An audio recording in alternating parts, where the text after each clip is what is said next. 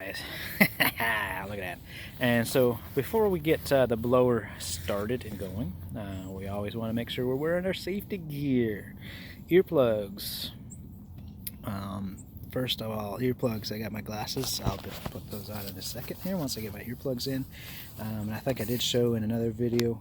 I'm actually not really doing it all that well. I'm going a little fast. But I feel the earplug kind of pushing out a little bit. So essentially what you want to do on these earplugs, just like that, roll them in your finger, make them tiny, kind of like a little worm, and then just go ahead and set it in there.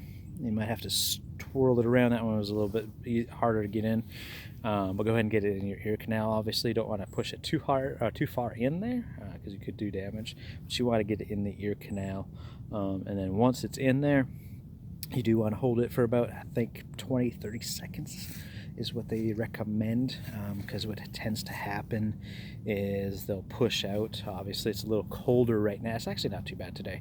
The colder they are, the harder they are.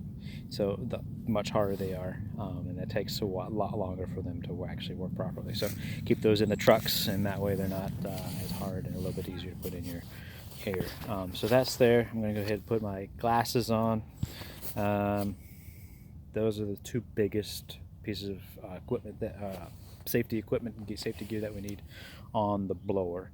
And so we're gonna get going here, and let's have some fun.